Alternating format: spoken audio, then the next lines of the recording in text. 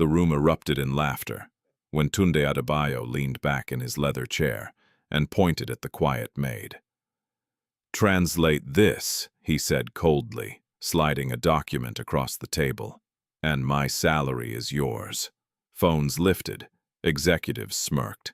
Sanaa Bello stood frozen, her worn uniform trembling slightly under their gaze. Then she spoke. Fluent, precise, effortless. French turned into English, English into Yoruba. Every word carried confidence no one expected. The laughter died. One by one, heads turned. Even Tunde stopped breathing. Who was this girl they had been mocking? "Before we continue, tell me, where are you watching from and what time is it there? Don't forget to subscribe for more powerful stories like this." Long before anyone in that polished glass building knew her name, Sanaa Bello was just another invisible figure moving quietly through the corridors of Lagos's busiest corporate district. Every morning before sunrise, while the city still yawned under a blanket of humid darkness, Sanaa would wake up in a cramped one-room shack in Ajegunle. The rusted zinc roof above her rattled with every gust of wind, and when it rained, she would place old plastic bowls around the room to catch the dripping water. On a thin mattress beside her lay her younger brother, Yusuf Bello. He was only 12, but illness had stolen the strength from his body. His chest rose and fell unevenly, and some nights Sanaa stayed awake just to listen, counting each breath, afraid one might be his last. "Sanaa," Yusuf's weak voice called that morning, barely louder than a whisper. She turned immediately, her tired eyes softening. "I'm here. Are you going to work again today?" She smiled, though her heart ached at the question. "Of course. I have to bring you medicine, don't I?" He nodded slowly, clutching the edge of his blanket. "You always come back late." "I'll try to come earlier," she said gently, though she knew it wasn't a promise she could keep. There was never enough time, never enough money. Sanaa reached for the small metal box hidden beneath her mattress.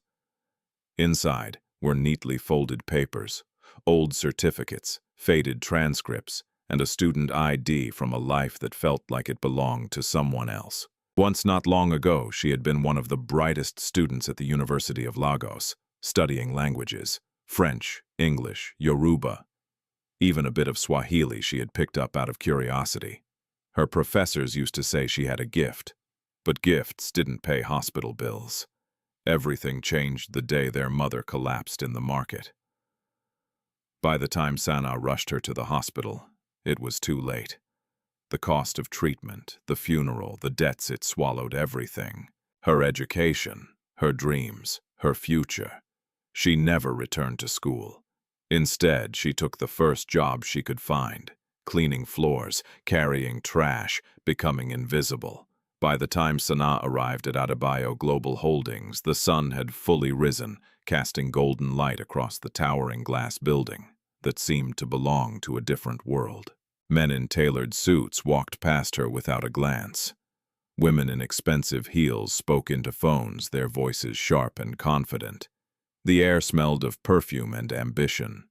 Sanaa adjusted her worn-out uniform and slipped quietly through the staff entrance. To them, she wasn't Sanaa. She was just the maid. "Hey, you're late again." The voice cut through the hallway like a blade. Sanaa stopped immediately. Standing near the reception desk was Ifeoma Okafor, her supervisor, tall, perfectly dressed, with eyes that never seemed to soften. "I'm sorry," Sanaa said quickly, lowering her gaze. "I don't care," Ifeoma snapped. "Do you think this is your village? This is a company, not a charity." "I understand." "Then move faster," Ifeoma added, handing her a stack of cleaning supplies.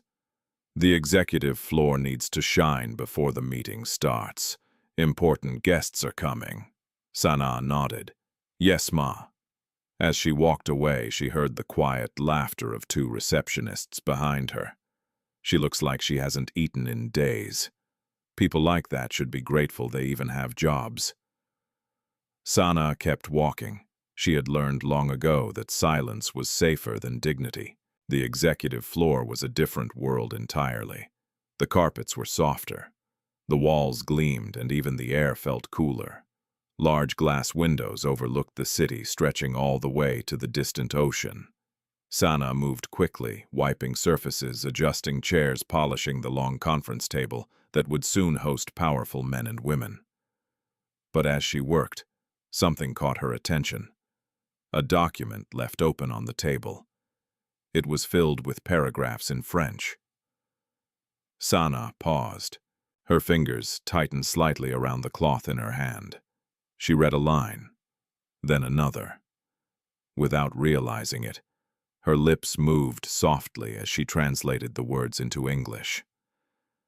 Proposal for strategic expansion, cross-border partnership, financial restructuring. Her heart beat a little faster. She understood everything, every word. A sudden voice behind her made her freeze. "What are you doing?" Sanaa turned sharply. One of the junior executives stood there watching her with narrowed eyes.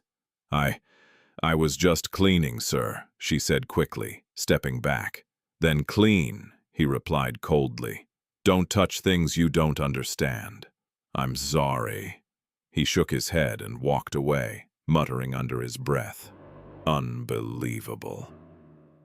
Sanaa lowered her gaze again, but something inside her stirred. A quiet, aching reminder of who she used to be. Later that afternoon, as the building buzzed with unusual energy, whispers spread through the staff. "Big international deal today. Partners from Ghana and France. CEO himself is leading the meeting." Sanaa listened as she pushed her cleaning cart down the hallway. She had never seen Tundi up close before. Only from a distance, stepping out of black cars surrounded by security, his presence commanding silence. People said he built his empire from nothing. Others said he trusted no one. But everyone agreed on one thing. He had no patience for weakness. The meeting room filled quickly. Executives took their seats. Foreign guests exchanged firm handshakes. Assistants moved in and out carrying documents and tablets. Sanaa stood quietly near the back, pretending to adjust a curtain while finishing her work. Then the door opened, and Tundi walked in.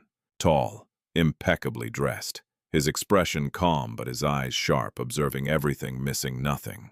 The room, instantly, fell silent. He took his seat at the head of the table. "Let's begin." The meeting started smoothly at first. Introductions, formalities, polite smiles. But then a problem. The French delegate began speaking rapidly, his tone urgent. Confusion spread across the table. One executive tried to respond but stumbled. Another whispered, "Where's the translator? No one told me we needed French at this level." Tundi's expression darkened. "This is unacceptable," he said coldly. No one spoke. The deal worth millions hung in the balance. From the back of the room, Sanaa felt her heart pounding. She understood every word the delegate was saying, every concern, every demand. She hesitated. This wasn't her place. People like her didn't speak in rooms like this. But Yusuf's face flashed in her mind. The hospital bills, the nights of fear. Slowly, almost unconsciously, Sanaa took a step forward. Her voice, when it came, was soft. "Sir, I can help." The room turned. Every eye locked onto her. Ifeoma's face twisted instantly. "What are you doing here? Get out, I just thought Ifeoma snapped. Since when do maids think? Laughter rippled faintly across the room. Tundi leaned back in his chair, studying her. For a moment, there was silence. Then a slow, cold smile appeared on his face. "All right," he said. The room grew still. He picked up the document, the same one Sanaa had seen earlier, and slid it across the table toward her. "Translate this," he said, his voice low but cutting. A pause.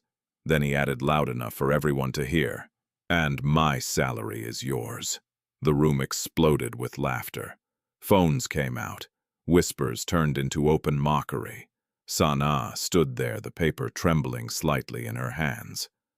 But this time, she didn't lower her eyes. Not completely, because something inside her had already begun to rise. Something that refused to stay invisible any longer. In the silent seconds that followed his challenge, Tundi did not look away from Sanaa Bello. He watched her the way a man studies something he has already decided the value of, cold, measured, dismissive. To him, she was not a person stepping forward with courage. She was an interruption, a mistake that needed to be corrected, or better yet exposed. And yet, there was something in her eyes. Not defiance, not arrogance, something quieter, something steadier. It unsettled him, more than he cared to admit. "Go on." Tundi set his tone almost casual, though the entire room leaned in as if waiting for a performance. "Show us." Sanaa swallowed her fingers, tightening around the document. Her heart pounded so loudly she wondered if anyone else could hear it. The words on the page blurred for a moment, not because she didn't understand them, but because of the weight of every eye fixed on her. Across the room, Ifeoma Okafor folded her arms, lips curved into a thin smile of anticipation. This would be quick, she thought. Embarrassing. Final. Sanaa took a slow breath, and then she began. At first her voice was barely above a whisper, but the words were clear, accurate, controlled. The proposal outlines a strategic partnership aimed at expanding cross-border trade between West African markets. The room shifted. A few heads tilted. Someone lowered their phone slightly. Sanaa continued, her voice gaining strength with each sentence. The financial structure suggests a phased investment approach beginning with logistics infrastructure and followed by distribution channels. A murmur spread among the executives. One of the French delegates leaned forward, eyes narrowing, not in doubt, but in recognition.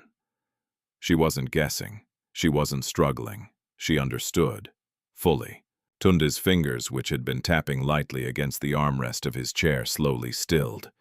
This was unexpected. He said nothing, but his gaze sharpened. Sanaa reached the end of the paragraph, then paused just for a second before looking up. "Would you like me to continue, sir?" she asked quietly. The room held its breath. Tundi did not answer immediately. Instead, he leaned forward slightly. His eyes locked onto hers. "Continue," he said. This time his voice had changed. Only slightly, but enough. As Sanaa moved through the document, something extraordinary began to happen. The laughter that had once filled the room was gone, completely erased, as if it had never existed. In its place was silence, not the careless silence of boredom, but the heavy, focused silence of attention. Every sentence she translated was precise. Every technical term was correct. Every nuance carried across languages without hesitation. French to English, English to Yoruba when clarification was needed. Even brief phrases of formal business tone were delivered with a natural rhythm that no amateur could fake. Across the table, Mr. Kofi Mensah, one of the Ghanaian partners, exchanged a glance with the French delegate. "This is impressive," he whispered under his breath. The French delegate nodded slowly. "Very." Ifeoma's smile had disappeared. Her arms dropped to her sides, her posture stiffening. This was not how this was supposed to go. Tundi watched everything. Not just Sanaa, but the room, the shift in energy. The way seasoned executives, people who had dismissed her minutes ago, were now leaning forward, listening closely, respectfully, and that irritated him, because it meant something he had always believed might not be entirely true. That talent could hide anywhere, even where he refused to look. "Stop." The word came suddenly. Sanaa froze mid-sentence. Her eyes flickered toward Tundi. For a brief moment, Fear returned. Had she made a mistake? But Tunde wasn't looking at her. He was looking at the document, thinking, calculating. Then, without warning, he switched languages. He spoke directly in French, fast, complex, layered with subtle phrasing designed to confuse even intermediate speakers. Several executives glanced at one another, unsure. This was no longer a simple test. This was a trap. Tundi turned his gaze back to Sanaa. Translate. One word. Sharp. Deliberate. The room tightened again. Sanaa's pulse quickened. She understood every word he had just said, but this was different. This wasn't written text. This was live, unpredictable. She hesitated for half a second. Then she spoke. He is questioning the long-term sustainability of the partnership and suggesting that without stronger regulatory assurances, the investment could face significant risk. Her voice did not shake. Her tone did not break. And when she finished, the French delegate nodded immediately. That is correct. A ripple moved through the room. Not loud, but undeniable. Tunde's jaw tightened slightly. Still, he wasn't done. He leaned back, folding his arms. Yoruba, he said suddenly. Another shift. Now he spoke again. This time in Yoruba, but using proverbs and layered expressions that carried cultural depth. Not something easily translated into formal English. It was another test. Harder, more subtle. Sanaa listened carefully. Every word, every tone. And then she translated. Not word for word, but meaning for meaning, emotion for emotion. He is saying that trust is like a bridge once broken, even if repaired it never feels the same. And he is asking whether both sides are truly ready to commit, without hidden intentions. This time, even the Yoruba-speaking staff in the room exchanged surprised looks. She hadn't just translated. She had understood. Deeply. Silence. Thick. Heavy. Unavoidable. No laughter, no whispers, no movement. Just the sound of quiet breathing in a room that had completely changed. Tundi stared at her. For the first time since she entered the room. He had no immediate response. No sarcasm, no dismissal, only a slow, unsettling realization. He had underestimated her. Completely. And in front of everyone. Ifeoma stepped forward suddenly, her voice sharp, almost desperate. This must be rehearsed, she said. She probably memorized something. It's not real enough. Tundi didn't raise his voice, but the single word cut through the room like a blade. Ifeoma fell silent instantly. Tundi stood up, slowly, deliberately, his eyes never leaving Sanaa. What is your name? He asked. The question felt different this time. Not mocking, not dismissive. Sanaa hesitated, then answered softly. Sanaa Bello, sir. He nodded once, as if committing it to memory. Then he turned slightly, addressing the room. Continue the meeting. Simple, direct, but everything had changed. Because now when people looked at Sanaa, they didn't see a maid. Not anymore. They saw something they hadn't expected. Something they hadn't believed possible. And perhaps for the first time in that building, they saw her. The meeting resumed, but nothing felt the same. Words were still exchanged, numbers, still discussed contracts, still negotiated. But beneath it all there was a quiet shift no one could ignore.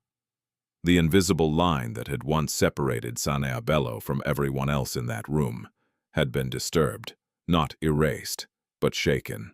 Sanaa stepped back slowly, retreating to the far corner of the conference room, where she had stood before. Her hands were still trembling slightly, though she tried to hide it by folding them neatly in front of her. She had done what she came to do. She had spoken, and now she needed to disappear again. That was how survival worked in her world. But the world around her had other plans. From across the table, Mr. Kofi Mensah kept glancing in her direction, his curiosity no longer hidden. Finally, during a pause in the discussion, He leaned slightly toward Tundi and spoke in a low voice. That young woman, she is not just trained, she is gifted. Tundi did not respond immediately. His gaze remained fixed on the documents before him, though his mind was elsewhere. I can see that, he said quietly. Kofi nodded. People like her are rare. You should not waste that. Tunde's jaw tightened just slightly. Waste. The word lingered. Because if there was one thing Tundi Adebayo prided himself on, it was efficiency, precision, the ability to recognize value and capitalize on it. And yet, he had almost turned her into a joke, in front of everyone. He didn't like that feeling. Not at all. Across the room, Ifeoma Okafor stood stiffly near the wall, her eyes locked onto Sanaa. The humiliation burned in her chest. Not because Sanaa had succeeded, but because she had done it publicly, in front of the CEO, in front of international partners, in front of everyone who mattered. That kind of attention, that kind of recognition, was dangerous, especially for someone like Sanaa. Ifeoma had spent years building her position, earning respect, controlling her team, maintaining order. She knew exactly where everyone belonged. And Sanaa had just stepped out of her place. That could not be allowed to continue. When the meeting finally ended, the room slowly emptied. Executives gathered their documents. Assistants rushed to follow up on instructions. The foreign delegates exchanged polite handshakes, though many of them cast one last curious glance toward the quiet girl in the corner. Sanaa waited. She always waited, until the room was almost empty. Only then did she step forward, reaching for her cleaning cloth, ready to return to the role everyone expected of her. But before she could begin, Sanaa, her name stopped her. She turned slowly. Tundi Adebayo was still there, standing near the head of the table, his expression unreadable. For a brief second, panic flickered across her face. Had she done something wrong? Was she in trouble? "Yes, sir," she said softly. He walked toward her, not rushed, not hesitant, measured, controlled, stopping just a few steps away. "How long have you worked here?" he asked. 2 years, sir. And before that, she hesitated. No one had ever asked her that. I was in school, sir. What did you study languages?" A pause. "Why did you stop?" The question landed heavier than the others. Sanaa lowered her eyes. "My mother passed away," she said quietly. "There were responsibilities." Tundi studied her for a moment. He didn't offer sympathy. He wasn't that kind of man. But something in his expression shifted just slightly. "And no one in this company knew about your abilities?" he asked. Sanaa shook her head. "No, sir." "Why not?" Another pause. Longer this time, because the answer was not simple, because the truth was complicated. "I didn't think it mattered," she said finally. The honesty of it caught him off guard. Not arrogance, not self-pity, just truth. To her, it really hadn't mattered, because no one was looking. Before Tundi could respond, a sharp voice cut through the air. "Sir, I need a moment." Ifeoma stepped forward, her posture firm, her tone respectful. But beneath it, there was tension. Tundi turned his head slightly. "What is it?" Ifeoma glanced briefly at Sanaa before speaking. "I believe there has been a misunderstanding," she said. "What happened in the meeting, while impressive, may not reflect her actual capabilities in a consistent setting." Sanaa felt her chest tighten. "Here it comes." Ifeoma continued. "She has never demonstrated these skills before. It is possible she prepared in advance, or that's enough." Tundi's voice was calm, but final. Ifeoma stopped. For a moment, silence filled the space between them. Then Tundi spoke again, his gaze still on Sanaa. "Prepare another test." Ifeoma blinked. "Sir, a real one," he said. "No preparation, no notice." His eyes shifted slightly toward Ifeoma now. If she fails, we forget this ever happened. A beat, and if she doesn't. He didn't finish the sentence. He didn't need to, because everyone in the room understood what it meant. Everything would change.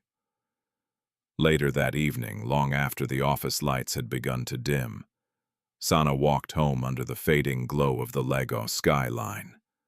Her feet ached, her body was exhausted, but her mind refused to rest.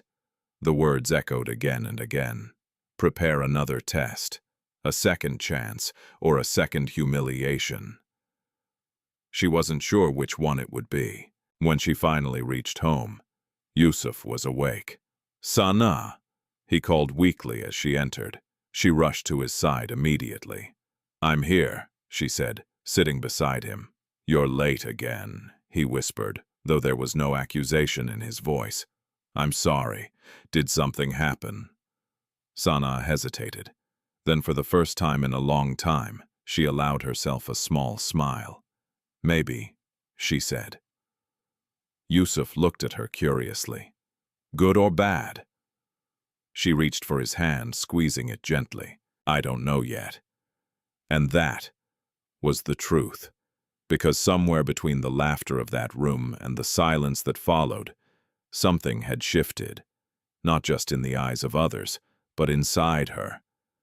For the first time in years, Sanaa Bello had stepped out of invisibility, and now there was no going back. The next morning arrived too quickly. For Sanaa Bello's sleep had come in fragments, thin, restless, filled with echoes of voices and memories she could not quiet. Every time she closed her eyes, she saw the conference room again, the faces, the silence, the moment her voice had broken through years of invisibility. And then, the words that followed. Prepare another test. It lingered like a storm, waiting to break. She rose before dawn, careful not to wake Yusuf Bello.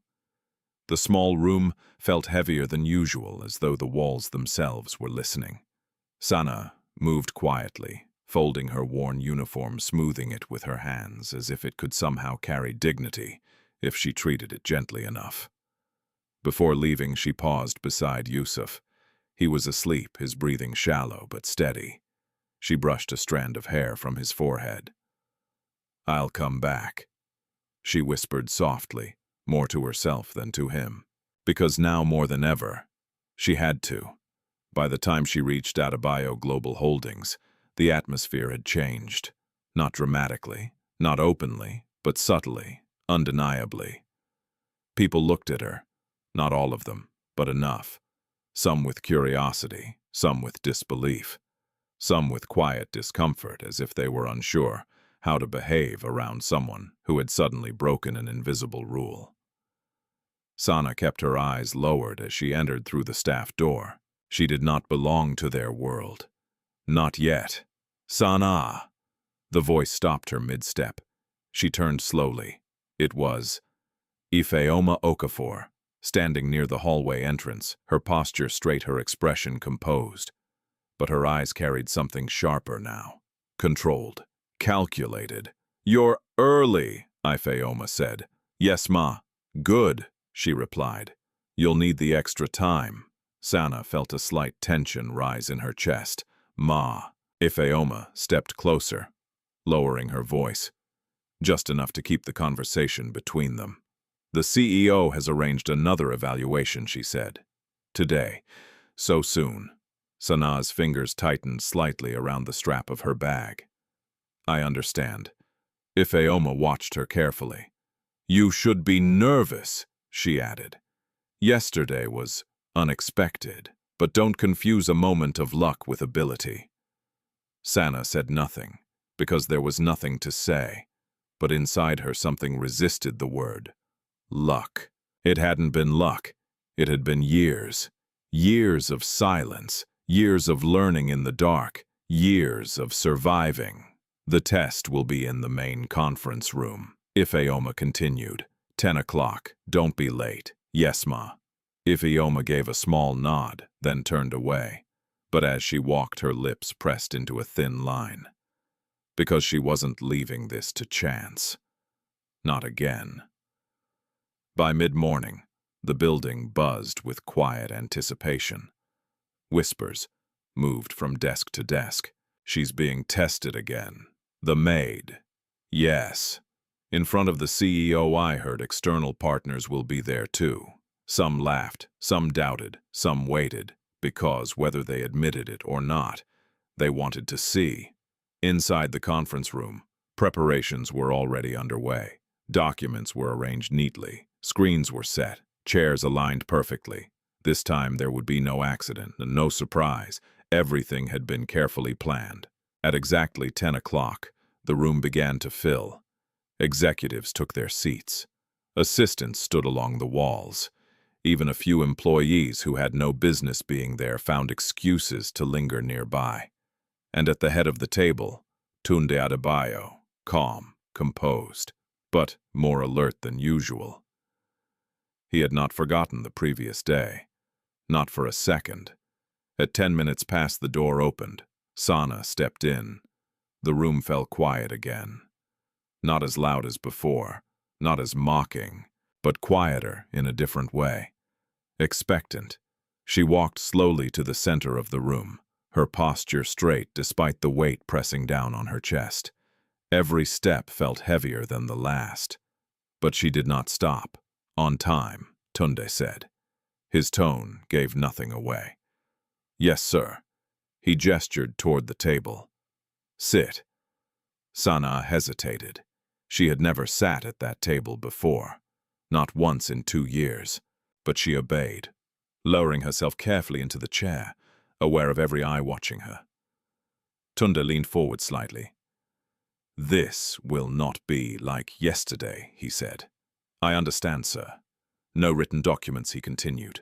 No preparation. A pause. Only interpretation. Sanaa nodded. Her heart beat faster. This was harder. Much harder. Tundi turned slightly toward the large screen behind him. Bring them in. The door opened again. 3 individuals entered. A French businessman, a Ghanaian investor, and a Kenyan consultant. They took their seats without unnecessary conversation. Professionals, serious, unforgiving. This was not a test designed to be passed easily. This was a test designed to break. You will interpret in real time, Tundi said, his gaze fixed on Sanaa. Multiple speakers, different accents, no repetition, a beat. Do you accept? Sanaa swallowed. Every instinct inside her whispered the same thing. This is dangerous. This is too much. But then she thought of Yusuf, the hospital bills, the nights she stayed awake listening to his breathing, and she nodded. Yes, sir. The test began. The French businessman spoke first, fast, technical. His words flowed without pause, filled with industry jargon and complex phrasing. Sanaa listened. Every word, every tone. Then she spoke, clear, precise, effortless. Next, the Ghanaian investor. His accent shifted the rhythm of the conversation. His sentences carried local expressions, layered meaning beneath simple words. Sanaa adapted, instantly. Her translation flowed smoothly, bridging the gap without hesitation. Then the Kenyan consultant. Different pace, different structure, more analytical, more demanding. Sanaa adjusted again, her voice steady, her mind sharp. Minutes passed, then more. The room grew still, not tense, not mocking, but focused, completely absorbed. Because what they were witnessing could not be dismissed. Tundi watched her closely, not as a skeptic now, but as a man confronting something he could no longer deny. This was not luck. This was not chance. This was skill, real, rare, undeniable. Across the room, Ifeoma stood frozen. Her plan had failed. Not just failed, collapsed. Because this time, there was no excuse left. No explanation that could erase what everyone was seeing. The final speaker finished. Silence followed. Heavy, complete. Sanaa took a slow breath. Her hands rested still on the table. No trembling, no fear, just quiet strength. Tunde stood, slowly, deliberately. The entire room seemed to rise with the movement. He looked at Sanaa. Really looked at her. For the first time. Without judgment, without dismissal. Only recognition, but recognition alone was not enough, because now he had to decide what to do with it. The silence after the final interpretation did not break immediately. It lingered, thick, undeniable, pressing against every person in the room. Not a single voice rushed to fill it. Not a single chair scraped. Even the hum of the air conditioner seemed distant, as if the building itself was holding its breath. At the center of it all sat Sanaa Bello, calm, still, no longer shrinking into herself. Across from her, Tundi remained standing, his gaze fixed on her with a level of intensity that had nothing to do with power and everything to do with realization. He had tested her twice, and twice she had answered without hesitation. There were no more excuses left, no more doubt to hide behind, only truth. And truth, Tunde knew, demanded action. Again. The word came unexpectedly, soft, controlled, but it sliced through the silence. Several executives shifted in their seats. A few exchanged quick glances. Another test. Sanaa blinked once, her heart giving a sudden sharp beat. "Yes, sir," she asked quietly. Tunde stepped forward, resting his hands lightly on the edge of the table. This time he said, "You won't interpret." A pause. "You will lead." The room reacted instantly, though no one spoke aloud. "Led a maid."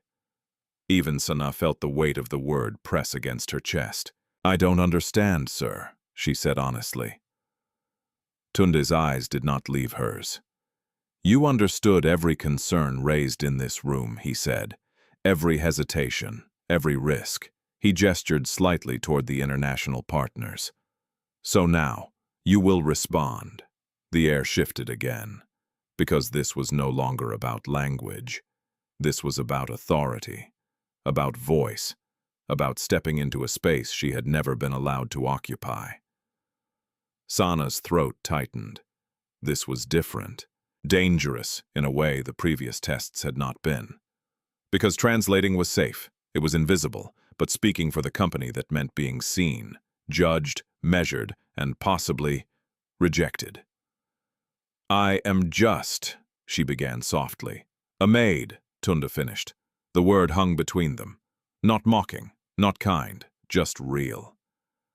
Sanaa lowered her eyes slightly. "Yes, sir." Tunde straightened. "No," he said. The single word carried quiet force. "You are what you have just proven." A pause. "And I want to hear it." Across the table, Mr. Kofi Mensah leaned back slightly, studying the exchange with interest. This was no longer a test.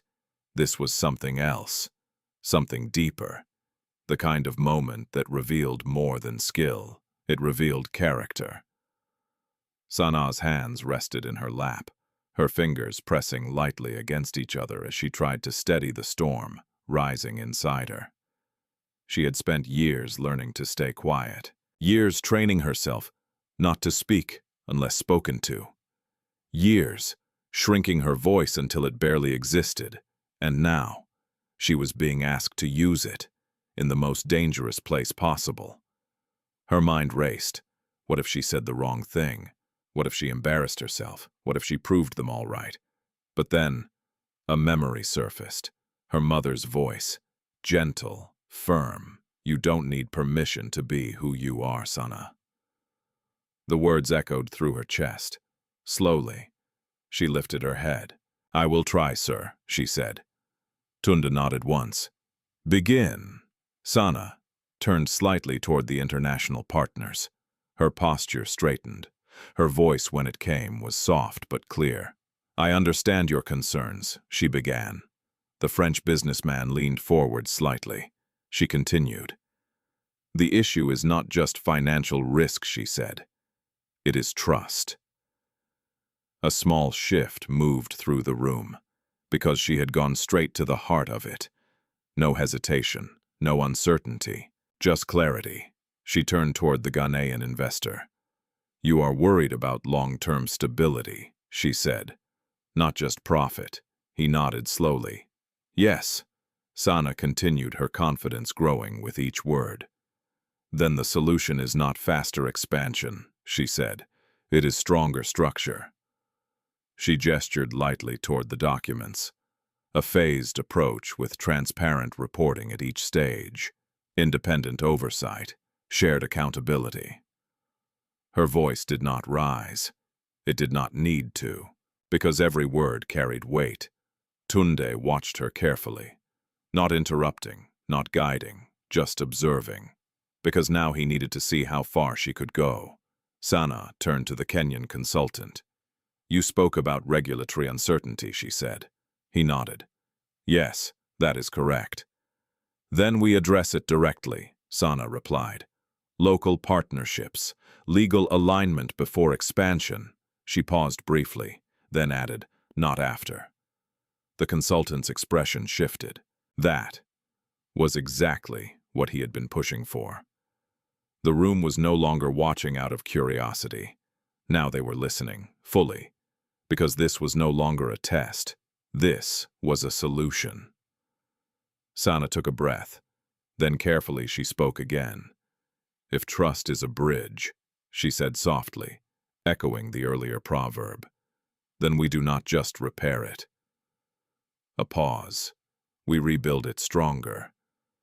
Silence followed, not empty, but full, because in that moment, she had done something none of them expected. She had not just translated ideas, she had shaped them. Tundi's expression remained still, but inside, something shifted. This was not talent alone. This was insight, understanding, leadership, and it had been hidden behind a uniform. Finally he spoke. "That will be all." The words were simple, but they carried finality. The test was over. Sanaa exhaled slowly, her body, only now realizing the weight it had been holding. Her hands trembled slightly again, but this time she did not hide it. Because she had done what she was asked. She had spoken. The international partners exchanged glances. Then one by one they nodded. Approval, not loud, not exaggerated, but real. Tundi turned toward them. "Well," he asked. Mr. Kofi Mensah smiled slightly. "If this is the direction," he said, "then we are ready to proceed." The French businessman nodded. "Agreed." The Kenyan consultant added, "With these adjustments, the risks are manageable." Just like that, the deal was back, not because of strategy, not because of power, but because of a voice no one had been willing to hear. Across the room, Ifeoma felt something collapse inside her. Not loudly, not visibly, but completely. There was nothing left to argue, nothing left to deny, because the truth had already spoken. Tundi turned back to Sanaa. For a moment he said nothing. He simply looked at her, and in that silence, there was no arrogance, no superiority, only a quiet acknowledgement of something he could no longer ignore. "You may go," he said finally. Sanaa nodded. "Yes, sir." She stood slowly, her legs slightly unsteady, and walked toward the door. But this time, no one looked past her. No one laughed. No one dismissed her. Because as she stepped out of that room, she was no longer invisible. And inside, Tundi Adebayo stood still for a moment longer. Because for the first time in years, he had been forced to confront a simple truth. He had built an empire by recognizing value. But somehow he had almost overlooked the most valuable thing right in front of him. By the time Sanaa Bello stepped out of the conference room, the hallway felt different. Not quieter, not louder, just aware. People who had once walked past her without a second glance now paused their conversations, lowering into whispers as she passed. Some tried to pretend nothing had changed, quickly looking away. Others stared openly, their curiosity no longer hidden. Sanaa kept walking. Her steps were steady, but inside her thoughts were anything but. Everything had happened too fast. The test, the voices, the way the room had listened to her, and then the silence that followed. She didn't know what came next. She only knew that something had shifted, and she could not return to who she had been before. Sanaa. The voice came from behind her. She turned. A young assistant, Zainab Musa, hurried toward her, slightly out of breath. I just wanted to say. Zainab paused, searching for the right words. That was incredible. Sanaa blinked, surprised. Thank you, she said softly. Zainab smiled nervously. I didn't even know you could do all that. Sanaa gave a small, almost apologetic smile. Most people didn't. Zainab hesitated, then leaned in slightly.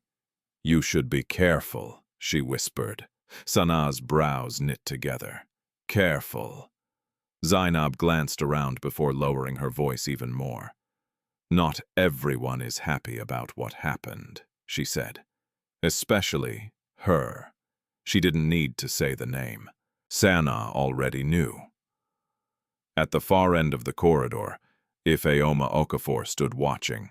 Her posture was composed, her face calm, but her eyes were sharp, calculating. She had spent the last hour replaying everything, every word, every reaction, every shift in the room.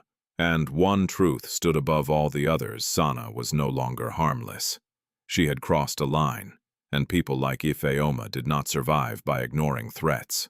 They eliminated them, quietly, efficiently, completely. Sanaa. The voice came again, but this time it was different, deeper, controlled. Sanaa turned. Tundi Adebayo stood a few steps behind her. The hallway fell silent almost instantly.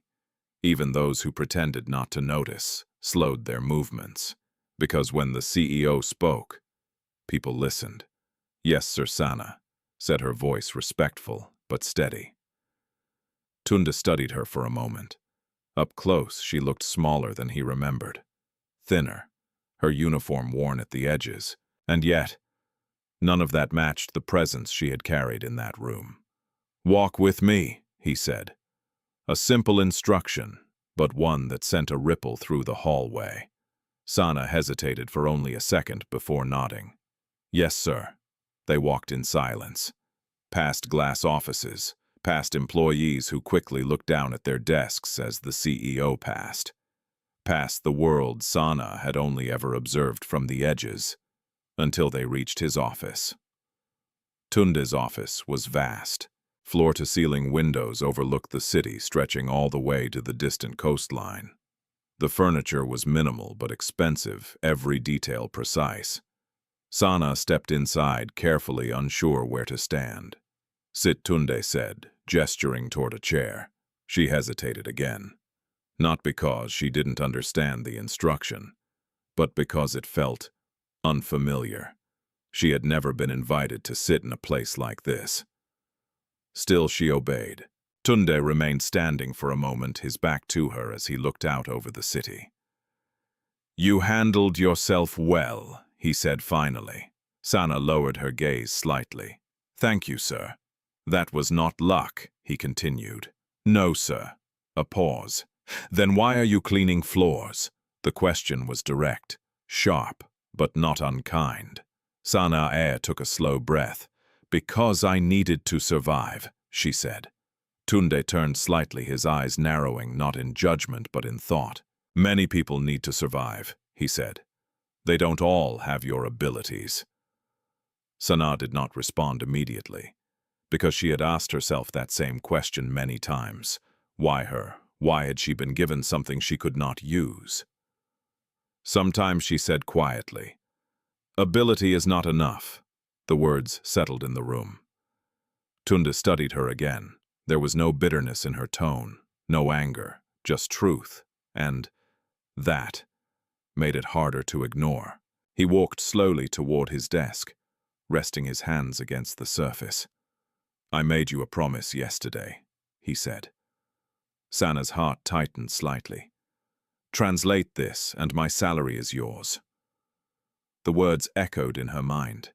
At the time they had been a joke, a humiliation, but now they carried weight. "I didn't expect you to succeed," Tundi admitted. His honesty was unexpected. "I know, sir, and yet you did." A pause. "So now I have a decision to make." Sanaa's fingers tightened slightly in her lap. This was it.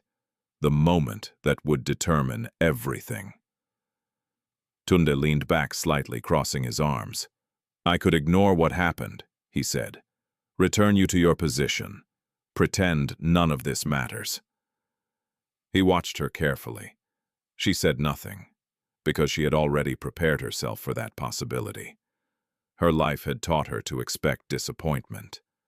Or he continued, "I could acknowledge it." Another pause. "And change things." Sanaa's breath caught slightly. Hope, dangerous, unpredictable, but impossible to ignore. Tunde's gaze sharpened. "If I give you an opportunity," he said, "it will not be easy." "I understand, sir. You will be tested," he continued, challenged, questioned. "Yes, sir. And if you fail." He didn't finish the sentence. He didn't need to. Because failure in a place like this did not come quietly. It came with consequences. Sanaa lifted her head slightly. "For my brother," she said softly, almost to herself. Tundi frowned slightly. What she met his eyes. "For my brother," she repeated, stronger this time. "I will not fail." The certainty in her voice was different. Not hopeful, not desperate. Certain, and that caught his attention. For a moment, Tundi said nothing. He simply looked at her. Then slowly, he nodded. "Good." He reached for a file on his desk, opening it briefly, before closing it again. "Starting tomorrow," he said, "you will not report to the cleaning staff." Sanaa's heart skipped. "You will report directly to me." The words felt unreal, heavy, transformative. "You will assist in translation negotiation and communication with international partners." A pause. "And we will see how far your abilities truly go." Sanaa sat still, unable to speak for a moment, because everything she had known was shifting. Not gradually, but all at once. "Thank you, sir," she said finally, her voice quiet but filled with something deeper than gratitude. Determination. Tundi nodded once. "You're dismissed." Sanaa stood slowly. Her legs felt unsteady again, but not from fear this time. From change. As she reached the door, she paused briefly, not turning, just standing there, because part of her still couldn't believe it. Then she stepped out. Outside, the hallway seemed even more different than before, because now, the change was no longer invisible, and across the building, whispers began to spread. The maid was no longer just a maid. But far down the corridor, Ifeoma Okafor stood still, her expression unreadable. She had seen Sanaa enter that office. She had seen her leave, and she understood exactly what it meant. This wasn't over, not even close, because power, once threatened, does not retreat quietly. When Sanaa Bello stepped out of Tundi Adebayo's office, the world outside no longer felt like the same place she had walked through just hours earlier. The polished floors, the glass walls, the distant hum of conversations, all of it remained unchanged. Yet something fundamental had shifted beneath the surface. It was not just the way others looked at her now, though. That alone would have been enough to unsettle anyone. It was the awareness within her, quiet but undeniable, that she had crossed a boundary she had once believed was impossible to cross. She walked slowly down the corridor. Her posture composed, her hands held together in front of her, as she had always done. But today, there was a subtle difference. Her steps were no longer those of someone trying to disappear. They were measured deliberate, as though she were learning one moment at a time how to exist in a space that had never been designed for her. People noticed. A group of junior staff members fell silent as she passed, their earlier laughter replaced with cautious glances. One of them, who had once openly mocked her worn shoes, now lowered his eyes, pretending to scroll through his phone. Another gave a small nod, uncertain whether respect or curiosity was the more appropriate response. Sanaa did not react. She had learned long ago that attention, whether kind or cruel, could be dangerous if she allowed it to shape her too quickly. For now she held on to stillness, letting everything settle before deciding who she would become in this new reality. As she reached the staff corridor that led to the maintenance area, she slowed. For 2 years, this had been her world, the place where voices were louder, where hierarchy was clear, where she knew exactly where she stood. It was where she had survived, where she had hidden, and now she was being asked to leave it behind. Inside, the cleaning staff gathered around their usual table, preparing for the afternoon shift. Conversations were casual, familiar, filled with the rhythm of shared routine. But as soon as Sanaa stepped in, the room fell quiet. They had heard. Of course they had. News traveled faster in places like this than in any executive office. One of the older women, Mama Bisi, who had always shown her small acts of kindness, looked at her with wide eyes. "Sanaa, is it true?" she asked softly. Sanaa hesitated, unsure how to answer. The truth felt too large, too uncertain to put into simple words. I don't know yet," she said finally. Mama Bisi studied her face, then nodded slowly. But something has changed." Sanaa gave a faint smile. "Maybe." From the corner of the room, a younger worker, Kunle, let out a quiet laugh. "So now you will leave us and go sit with the big people, eh?" His tone was not entirely unkind, but there was something else beneath it, inane, something edged with discomfort. "I am not leaving anyone," Sanaa replied gently. Kunle shrugged. "That's what they all say." The words lingered in the air, because in a place where opportunity was rare, change was often seen as betrayal. Sanaa did not argue. She simply nodded once and moved toward her locker, taking out her cloth and supplies for what might be one of the last times. She did not yet know how to explain that she was not trying to rise above anyone. She was just trying to survive, and perhaps for the first time to live. As she turned to leave, Mama Bisi reached out and touched her arm. "Whatever happens," she said quietly, "do not forget who you are." Sanaa met her eyes. "I won't." But even as she said it, she wondered if that would be harder than she expected, because who she was already changing. Back on the executive floor, the atmosphere had grown heavier. Inside a glass office overlooking the city, Ifeoma Okafor stood alone, her arms folded tightly across her chest. The reflection of her own image stared back at her from the window, but her mind was elsewhere, replaying the morning again and again. She had seen the way Tundi looked at Sanaa, not with pity, not with amusement, but with recognition. And that was the most dangerous thing of all. Recognition meant value, and value meant power. Ifeoma had spent years earning her position, navigating a system that did not easily reward women, let alone those who came from nothing. She had built herself carefully, step by step, ensuring that she was indispensable, that she controlled what needed to be controlled. And now a girl in a worn uniform had walked into that space and disrupted everything. It was unacceptable. She turned away from the window and picked up her phone, dialing a number without hesitation. "Good afternoon," she said once the line connected, her tone smooth and professional. "Yes, I need to make an adjustment to the documentation for the international contract. No, it's nothing major, just a procedural detail." She paused, listening. "Yes," she continued. "I'll send the revised version shortly." As she ended the call, a faint smile appeared on her lips. If Sanaa wanted to step into a new world, then she would have to survive it.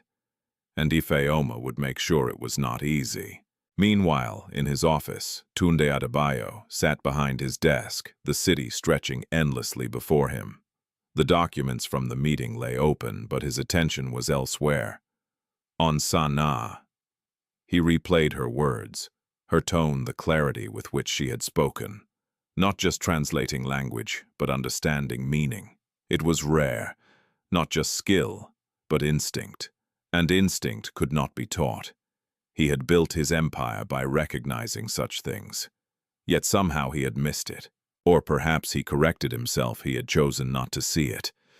Because it had come from a place he did not expect. A place he did not respect. He leaned back slightly, exhaling. There was a lesson in that. One he did not particularly enjoy, but one he could not ignore. A knock on the door interrupted his thoughts. "Come in." The door opened and Ifeoma stepped inside. "Sir," she said, her expression composed. "I've begun preparing the necessary documents for the new arrangement." Tunde nodded. "Good." She hesitated for a moment before continuing.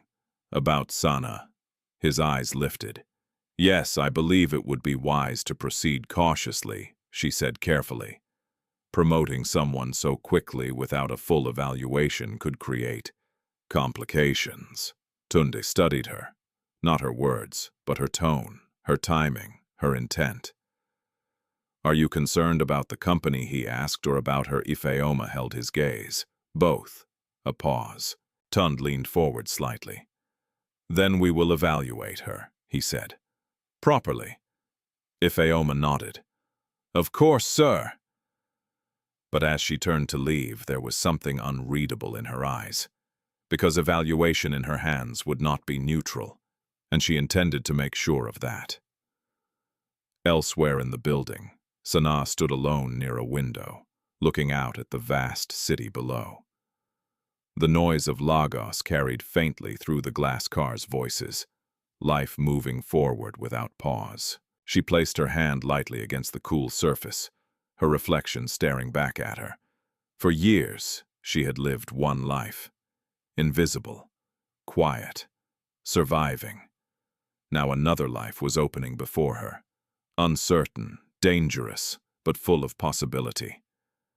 She thought of Yusuf, of the hospital bills, of the nights she had spent studying by dim light, refusing to let her mind fade, even when her body was exhausted.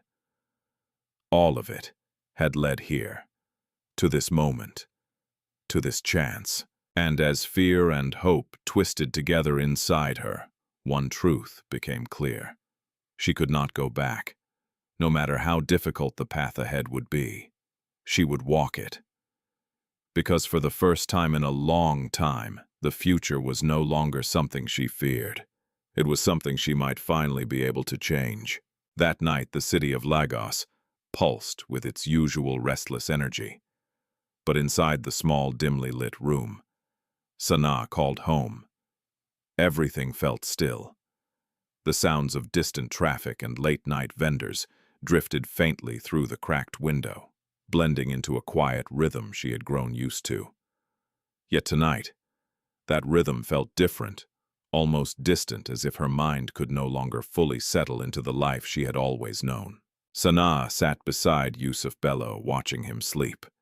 His breathing was uneven, each rise and fall of his chest carrying a weight that pressed deeply against her heart. She had spent so many nights like this, listening, waiting, praying without words. But tonight, there was something new, layered into that familiar fear. Possibility. It was fragile, uncertain, almost frightening in its own way. For years, Sanaa had learned not to hope too much. Hope, she had discovered, could be as painful as loss when life had a way of taking everything without warning. Yet now, after everything that had happened in the past 2 days, she could not stop her mind from reaching toward it. "What if this changes everything?" she whispered softly, more to herself than to him. Yusuf stirred slightly, his eyes opening just enough to find her in the dim light. "You're awake," he murmured. Sanaa smiled gently. "So are you." He studied her face for a moment, his weak but perceptive gaze catching something she had not realized she was showing. "Something happened," he said quietly. Sanaa hesitated, then nodded. "Yes." "Good?" he asked. She paused again, choosing her words carefully.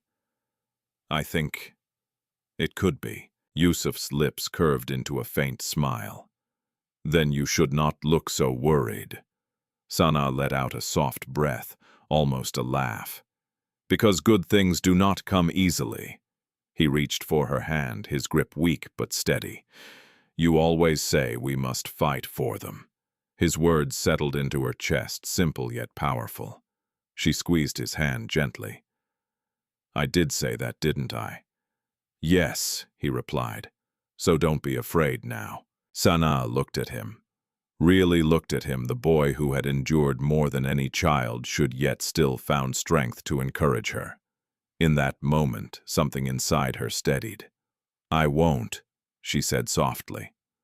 But as Yusuf drifted back to sleep, Sanaa remained awake, her thoughts slowly pulling her backward in time. Back to a life that felt like it belonged to someone else. Back to the beginning. She remembered the first day she stepped onto the campus of the University of Lagos. The air had been filled with excitement. Voices of students from different backgrounds, all carrying dreams larger than themselves. She had walked through those gates with a heart full of hope, clutching her admission letter as if it were a key to a new world. And for a while it had been. Sanaa had excelled quickly. Languages came naturally to her, flowing through her mind, as if they had always belonged there. French lectures that others struggled to follow felt almost effortless. She found herself helping classmates, explaining complex phrases, even correcting subtle errors in pronunciation. Her lecturers noticed. Miss Bello, one of them, had said during a class, "You have a rare gift. Do not waste it." She had smiled, then shy but proud. Back then she believed she never would. But life had other plans. The memory shifted. From bright classrooms to crowded markets. From textbooks to heavy baskets. Her mother's laughter echoing between stalls, her voice strong, her presence steady. She had been the foundation of their small world, holding everything together with quiet resilience. Until the day she collapsed. Sanaa could still see it clearly, the sudden fall. The panic, the rush to the hospital. The sterile smell of the ward, the hurried voices of doctors, the weight of words that came too late. She should have come earlier, as if they had a choice, as if money had not stood like an invisible barrier between life and death. The days that followed, blurred together. Hospital bills, borrowed money, desperate attempts to hold on to something that was already slipping away. And then the silence that came after. Final, unforgiving. Sanaa had not cried at first. There had been too much to do, too many decisions to make. It was only later, alone in the darkness, that the grief had come, quiet, overwhelming, impossible to escape. And with it came responsibility. Yusuf, still young, still dependent, still needing more than she knew how to give. There had been no time to think about dreams. No space to consider what she wanted, only what needed to be done. She had returned to the university, once standing outside the gates, watching other students walk in and out. She had held her books tightly, feeling the weight of everything she was about to lose. Then she turned away, and never went back. Instead, she took the first job she could find. Cleaning, washing, carrying, surviving. At first she told herself it was temporary, just until things improved, just until she could save enough to return. But days turned into weeks, weeks into months, months into years. And slowly, quietly, that dream began to fade. Not because she forgot it, but because she learned how to live without it. Yet even then, she had not completely let go. At night, when Yusuf slept and the world grew quiet, she would take out her old books. The pages were worn, some marked with water stains, others with notes scribbled in the margins. She would read by the dim light of a small lamp, translating passages, practicing phrases, keeping something alive that no one else could see. It was her secret, her escape, her reminder that she was more than the life she had been forced into. And now, that hidden part of her had been seen, recognized, pulled into the light. Sanaa leaned back against the wall, closing her eyes for a moment. Everything she had endured, every silent night, every moment of quiet persistence, it had not been wasted. It had led her here. But that did not mean the path ahead would be easy. If anything, it would be harder. Because now she would be tested, not in silence but in the open, not in the safety of invisibility but under the weight of expectation. And not everyone would want her to succeed. She thought of Ifeoma Okafor, of the way her eyes had hardened, of the subtle warning in her voice. This was not just about proving herself anymore.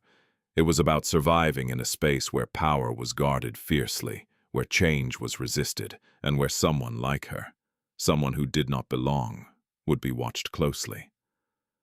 Sanaa opened her eyes again, her gaze drifting to Yusuf. "For you," she whispered, "but also for herself." Because for the first time in years she had been given something she thought she had lost forever, a chance, and this time, no matter how difficult it became, she would not let it slip away. Ket Thuk Fan 9 Tiep Tuk Yu Kau Viet Ju 1002 1200 to Theo Kwai Jin Fan Tin. Morning came with a thin veil of Harmattan haze softening the skyline of Lagos into pale gold and gray. For Sanaa Bello, the light felt different on her skin, as though the city itself were asking her to choose who she would be today. She stood for a moment at the doorway of her small room, watching the street come alive. Vendors setting up stalls, children in uniforms hurrying past, the distant call of buses already filled to the brim. This had always been her world. It still was, but now something within her refused to remain the same. She turned back to Yusuf Bello, who sat propped against the wall, trying to hide the strain in his breathing. "I will go early today," she said gently. "There is more work." Yusuf studied her with quiet seriousness. "You look different," he said. Sanaa paused. "Different how?" "Like you are going somewhere," he replied, searching for the right words. "Not just going to work." A faint smile touched her lips. "Maybe I am." He nodded slowly, as if that answer made sense to him. "Then don't come back the same," he said.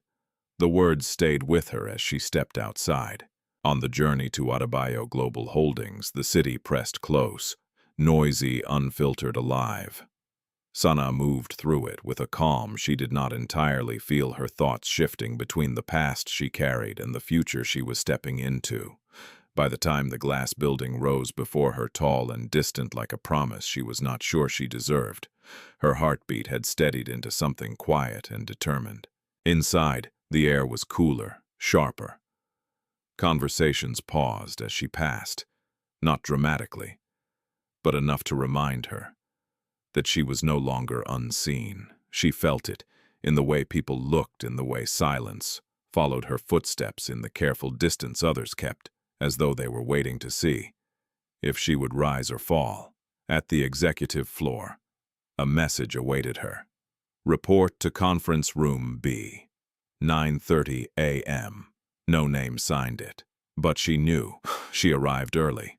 The room was smaller than the main conference hall, but no less formal. A large screen stood at the front and a long table stretched through the center, already set with documents and devices. The atmosphere felt prepared, deliberate. This was not routine. This was examination. Sanaa took a seat at the far end, her hands resting lightly on the table, her eyes moving quietly over the materials. She did not touch anything yet. She only observed, allowing herself to understand the space before stepping into it. The door opened at exactly 9:30. Tunde Adebayo entered, followed closely by Ifeoma Okafor and two senior executives Sanaa had only seen from a distance. Their presence filled the room without effort. Tunde did not sit immediately. His gaze moved to Sanaa, measuring steady. "You are early," he said. "Yes, sir." "Good." He took his seat and the others followed. Ifeoma remained standing for a moment, her eyes flicking briefly toward Sanaa before she settled into her chair. "This will be your first formal evaluation." Tunde said, his tone direct. "Not as a cleaner, as part of this company." The distinction settled heavily in the room. Sanaa nodded. "I understand, sir." Tunde gestured toward the documents. "You will review these and prepare a summary. Not a translation, an analysis." Sanaa's eyes moved to the papers. Charts, reports, projections, complex layered, requiring not just language but understanding. "You will identify risks, opportunities, and recommendations," he continued. "You have 1 hour, no further explanation, no guidance." The message was clear. This was where she would prove whether she belonged. "Begin," Tunde said. Sanaa reached for the first document. Her fingers were steady, though her mind sharpened instantly, shifting into a focus she had not felt in years. The pages were dense with information, financial structures, regional expansion strategies, legal frameworks. It was not enough to understand the words. She had to see the meaning beneath them. Minutes passed in silence. The executives watched, though discreetly.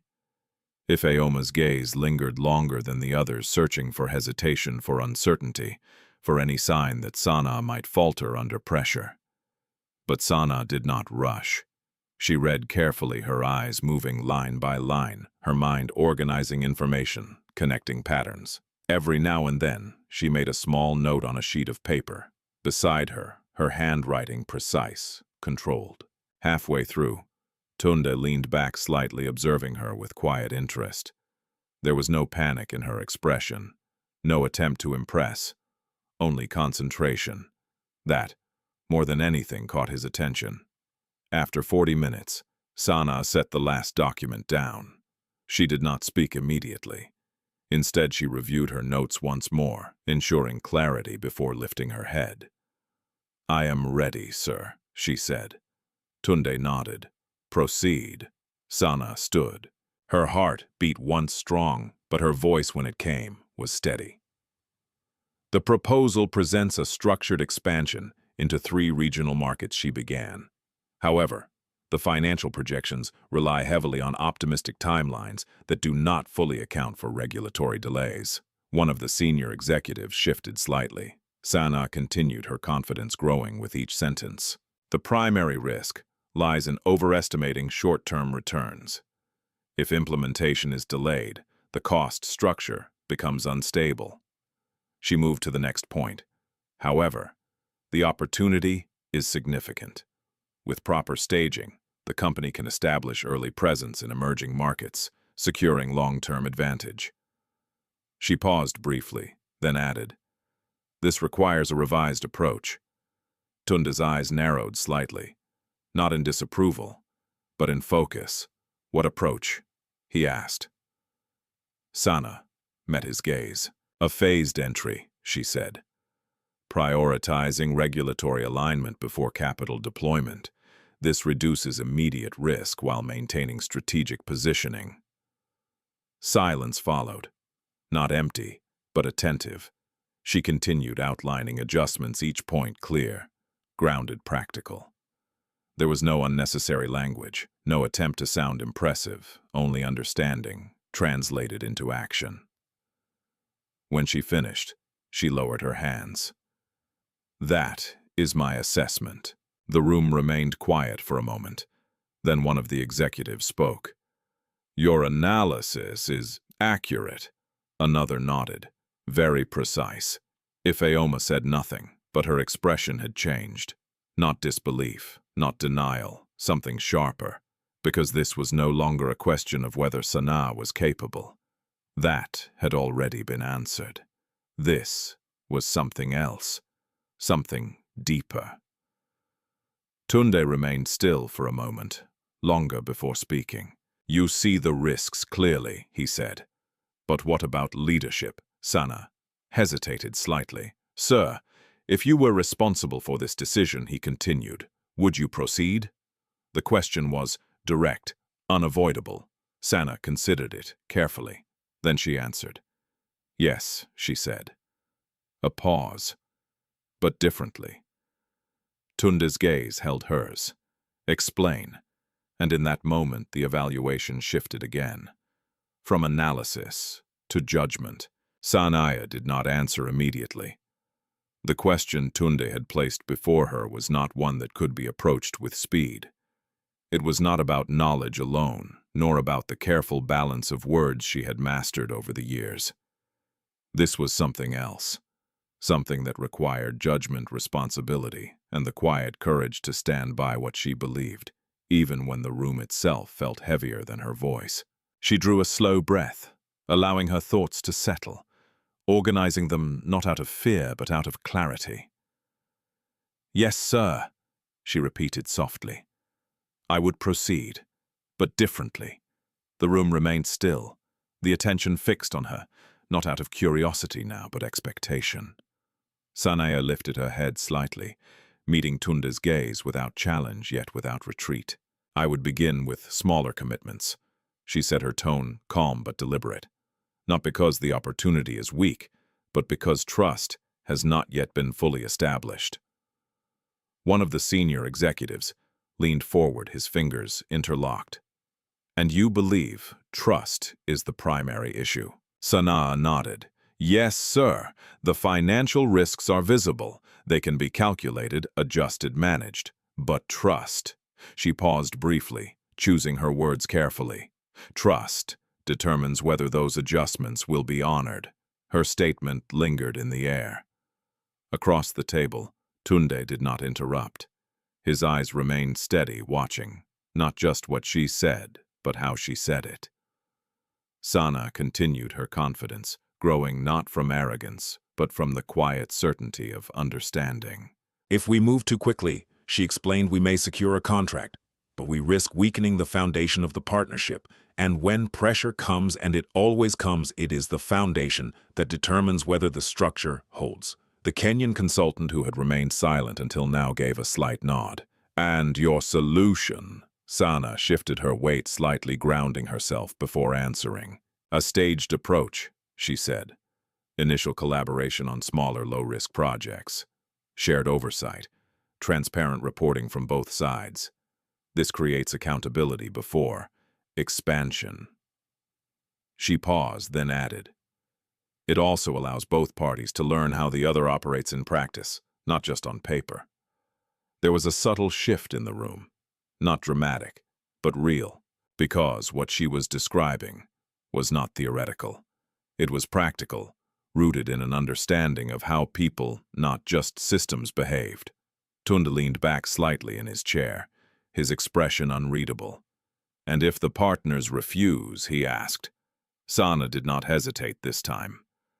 "Then we wait," she said. A faint murmur moved through the executives. "Wait, in a market driven by speed and competition." But Sanaa did not retreat. "Rushing into a fragile agreement will cost more in the long term than waiting for a stable one," she explained. "Opportunity is important, but sustainability is what protects it." The room fell quiet again. Not because they disagreed, but because the simplicity of her reasoning made it difficult to challenge. For a moment, no one spoke. Then Tundi asked another question, his tone sharper this time. "And you are confident in this position?" Sanaa met his gaze fully. "Yes, sir." There was no hesitation, no uncertainty, just quiet conviction, and that more than anything she had said held the room, because confidence without arrogance was rare, and it could not be faked. Tundi studied her for a long moment, then nodded once slowly. "Sit." Sanaa obeyed, lowering herself back into her chair. The evaluation was not over, but something had shifted. The questions that followed were no longer designed to test whether she understood. They were designed to explore how far that understanding extended. For the next 30 minutes, the discussion deepened. The executives presented variations of the proposal, alternative scenarios, unexpected challenges, hypothetical risks. Each one was crafted to push her thinking further to find the limits of her reasoning. Sanaa listened carefully to each, never rushing her responses, never speaking simply to fill silence. When she answered, it was with clarity, her thoughts structured, her words measured. At times, she acknowledged uncertainty. "I would need more data to confirm that, sir." At other times, she challenged assumptions. "That approach may solve the immediate issue, but it could create a long-term imbalance." And occasionally, she remained silent for a few seconds before speaking, allowing her answer to form completely, rather than forcing it. The room began to adjust to her rhythm. They stopped expecting quick replies. They started listening for depth. Even Ifeoma, who had entered the room, prepared to dismantle her, found fewer opportunities to interrupt. Each time she attempted to question Sanaa's conclusions, the response that followed was not defensive, but precise, grounded in reasoning that was difficult to dismiss, without exposing flaws in the argument itself. Frustration flickered behind her composed expression, because this was not how it was supposed to unfold.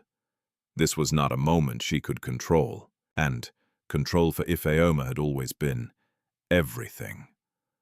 Finally, as the discussion reached its natural conclusion, the room fell into a quiet pause. Tundi placed his hands on the table, his gaze moving briefly across the executives, before returning to Sanaa. "That will be all," he said. The evaluation was complete. Sanaa exhaled slowly, her body only now beginning to release the tension it had carried throughout the session. She did not allow herself to relax completely, but there was a subtle shift in her posture, a quiet acknowledgement that she had endured something significant. The executives gathered their documents, their movements more thoughtful than before. Some gave her brief nods as they stood, gestures small but meaningful. Recognition, not given lightly. Ifeoma remained seated for a moment longer, her eyes fixed on the table in front of her. When she finally stood, her expression had returned to its usual composure. But beneath it, something had changed. Not defeat, not acceptance, something quieter, more dangerous. She turned without a word and walked out of the room. Tundi remained seated. He watched Sanaa for a moment longer, as if considering something not yet spoken. "You handled yourself well," he said finally. "Thank you, sir." There was a pause. Then he added, "This is only the beginning." Sanaa nodded. "I understand," and she did. Because what she had gained was not security, it was opportunity, and opportunity came with its own risks. As she left the room, stepping once again into the hallway, the world outside felt both familiar and entirely new. The same walls, the same people, the same quiet tension in the air. But now she carried something different within her.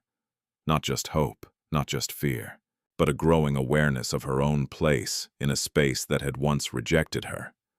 And somewhere beneath the surface of it all, forces were beginning to move.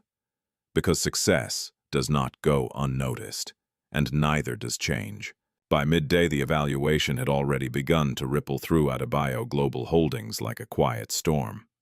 No official announcement had been made, yet conversations traveled swiftly between offices, whispered in corners, exchanged in quick glances and lowered voices. It was no longer just about curiosity. It was about adjustment people, recalibrating their understanding of someone they had long ignored.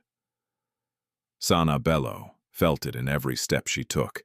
When she passed the administrative desks, conversations softened. When she entered the break area, eyes followed her, not openly hostile, not openly friendly, but watchful. She did not rush through these moments, nor did she linger. She simply moved with the same calm composure she had carried into the evaluation room. as though the attention did not belong to her. Inside, however, her thoughts were far from still. She replayed the questions from the session, the tone of Tunde's voice, the reactions of the executives. She measured her own responses, not with doubt, but with a quiet discipline she had developed over years of self-study. There were places she could have spoken more clearly, points she might refine, ideas she wanted to revisit. This, she realized, was different from survival. Survival required endurance. This required growth. The distinction settled deeply within her. As she reached a quiet corner near the large windows overlooking the city, she allowed herself a brief pause. The skyline stretched wide before her, buildings rising in uneven lines, each one carrying its own story of ambition and struggle. Somewhere within that vastness, she now had a place, uncertain, fragile, but real. A voice interrupted her thoughts. "You're adjusting quickly." Sanaa turned. Tundi Adebayo stood a few steps away, his presence as controlled as ever. He had a way of appearing without announcement, his movements quiet despite the weight of authority he carried. "Yes, sir," Sanaa replied. He stepped closer, stopping beside her as he looked out over the city. For a moment, neither of them spoke. "You analyzed the proposal well," he said finally. "Better than some people who have been in this company for years." Sanaa lowered her gaze slightly. "I am still learning, sir." Tundi nodded. "Good. That means you understand the difference between ability and mastery." She absorbed the words without responding immediately. "Today is not over," he continued. "There is a call this afternoon. International partners, real-time negotiation." Sanaa's attention sharpened instantly. "Yes, sir. You will join," he said. "Not as an observer." A brief pause. "You will participate." The weight of the statement settled over her. "I understand." Tundi turned his head slightly, studying her expression. "No hesitation?" he asked. Sanaa considered the question carefully. "There is hesitation," she admitted, "but I will not let it stop me." A faint shift passed through his expression. Not quite approval, but something close. "That is the correct answer," he said. Before she could respond, he added, "Be prepared." Then he walked away, leaving her alone again with the city stretching endlessly beyond the glass. Elsewhere, in a smaller office down the corridor, Ifeoma Okafor sat behind her desk, her posture perfectly composed, her fingers resting lightly against the surface as she reviewed a set of documents. To anyone passing by, she appeared calm, focused, entirely in control. But beneath that stillness, her thoughts moved sharply. The morning had not gone as she intended. She had expected hesitation, uncertainty, at least a single mistake large enough to exploit. Instead, Sanaa had remained steady, precise, composed in a way that disrupted the balance Ifeoma had carefully built over years. This was no longer a situation that could be handled with simple dismissal. It required strategy. She reached for her phone again, dialing a number she knew would not appear suspicious. "Yes," she said once the line connected. "I need you to confirm something for me." She listened for a moment, her expression unreadable. "The documents for this afternoon's call, have they been finalized?" Another pause. "I see." Her eyes narrowed slightly, though her voice remained smooth. "Make sure the updated version is sent to the correct channels," she said. "No errors." She ended the call slowly, placing the phone back on the desk. Then, for the first time that day, she allowed herself a small, controlled smile. If Sanaa wanted to rise, she would have to prove herself under pressure. And pressure, Ifeoma knew, revealed everything. By late afternoon, the conference room had been prepared once again, though the atmosphere this time was markedly different. There were no spectators, no unnecessary staff, lingering near the doors. Only those directly involved in the negotiation were present. The air felt sharper, focused, professional. Sanaa entered quietly, taking her place beside the table. She had reviewed as much as she could in the limited time available, studying the key points, anticipating possible challenges. But she also understood that preparation could only take her so far. What mattered now was presence. Tundi sat at the head of the table, his attention fixed on the screen as the call connected. One by one, the faces of international partners appeared, representatives from different regions, each carrying their own expectations, their own concerns. The conversation began. Formally, introductions exchanged, pleasantries observed. Then quickly, it shifted. The discussion moved into negotiation. Numbers, timelines, conditions. The pace was faster than before, the tone more direct. There was less patience, less room for uncertainty. This was no longer a test designed for evaluation. This was real. Sanaa listened carefully, her focus narrowing as the conversation layered over itself. Different accents, overlapping voices, subtle shifts in tone that signaled agreement or resistance. At first, she remained silent, observing, understanding the flow. Then a moment came. A point of confusion. Two partners, speaking at once, their meanings crossing, their intentions misaligned. The room tensed slightly. Tundi glanced toward Sanaa. A single look. Enough. Sanaa leaned forward slightly. "Allow me," she said, her voice calm but clear. The room adjusted. She listened again, separating the threads of conversation, identifying the core issue beneath the noise. Then she spoke, not just translating, clarifying. There seems to be a misunderstanding regarding the timeline for regulatory approval," she explained. "What is being proposed is not immediate implementation, but a staged process." Her words cut through the confusion, aligning the discussion once more. The partners paused, then nodded. The conversation resumed, smoother now, more precise. Sanaa continued to follow closely, stepping in only when necessary, her contributions measured, purposeful. Each time she spoke, it was with clarity that guided the discussion forward rather than interrupting it.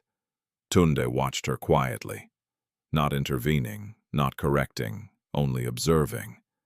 Because now the question was no longer whether she could perform under controlled conditions. It was whether she could hold her ground in reality. And as the minutes passed, the answer became clear. She could. The call concluded with agreement on revised terms. The tension that had once threatened the deal, replaced by cautious alignment. As the screen went dark, the room remained still for a moment. Then one of the senior executives exhaled quietly. That could have gone very differently. Tundi did not respond immediately. His gaze remained on Sanaa, because he knew exactly how differently it could have gone, and how narrowly they had avoided it. Sanaa leaned back slightly in her chair, her hands resting calmly, though her pulse still carried the energy of the moment. She had done it again. Not perfectly, not without effort, but effectively. And that was enough. Across the room, unseen by most Ifeoma's expression, hardened just slightly. Because the pattern was becoming undeniable. This was no longer a question of potential, it was proof, and proof changed everything. By the time the call ended, the late afternoon light had begun to soften, stretching long shadows across the polished floors of Adebayo Global Holdings. The city beyond the glass walls glowed faintly under the fading sun. But inside the building, something far more significant had shifted. Something quiet but irreversible. Sanaa Bello remained seated for a moment after the others began to gather their documents. Her breathing had steadied, but the weight of what had just happened lingered in her chest. It had not been a test. Not really. It had been something far more real, far more demanding, and she had stood her ground.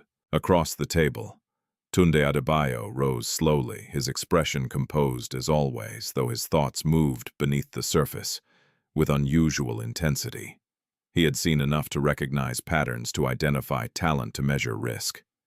And what he had seen in Sanaa was no longer a question. It was a fact. "Stay," he said simply. The others paused briefly, then continued out of the room without comment. Doors closed softly behind them, leaving only Sanaa and Tundi in the quiet space. Sanaa stood slowly, unsure of what would follow. Yes, Sir Tundi did not speak immediately. Instead, he walked to the far side of the room, his gaze resting on the city below as though he were considering something larger than the moment itself. "You changed the direction of that call," he said finally. Sanaa hesitated. "I only clarified what was being discussed, sir." "No," Tundi replied, turning slightly. "You did more than that. You prevented a breakdown." The words settled heavily in the room. Sanaa lowered her eyes, unsure how to respond. Recognition still felt unfamiliar, almost uncomfortable, as though it belonged to someone else. Tundi studied her for a moment longer, then gestured toward the chair. "Sit." She obeyed, though the tension in her posture remained. There was a pause. Then Tundi spoke again, his tone measured, deliberate. "I want to understand something," he said. "Not your skills. I have seen those." Sanaa listened carefully. "I want to understand how someone like you ends up here." He continued, his gaze steady. "Cleaning floors, being ignored, while carrying this." He did not need to explain what he meant. Sanaa knew. For a moment she said nothing. Because the answer was not simple. It was not a single event. It was a series of moments, choices, losses, each one shaping the path that had led her here. "My mother died," she said quietly. Tundi did not interrupt. "She was everything," Sanaa continued. "She worked in the market. She took care of us. She made sure I could go to school." Her voice remained steady, but there was a depth beneath it, something carried over years of quiet endurance. "When she became sick, we did not have enough money," she said. "We waited. We tried to find help. By the time we reached the hospital," she paused briefly. "It was too late." The room felt heavier. Not with pity, but with truth. "I had to choose," Sanaa went on. "Stay in school, or take care of my brother." "And you chose him," Tundi said. "Yes, sir." There was no hesitation in her answer. No regret. Only certainty. Tundi nodded slowly. "And the languages?" he asked. "You continued learning." Sanaa allowed a faint, almost distant smile to touch her lips. "At night," she said, "when everything was quiet." He raised an eyebrow slightly. "You taught yourself?" "Yes, sir." Another pause. This time longer, because what she was describing was not just discipline, it was resilience, the kind that could not be trained, only lived. Later that evening, as the office began to empty, Tundi made a decision, not impulsively, not emotionally, but with the same careful consideration he applied to every major move within his company. "Come with me," he said. Sanaa looked up, surprised. "Sir," now he added, already moving toward the door. She hesitated only briefly before following.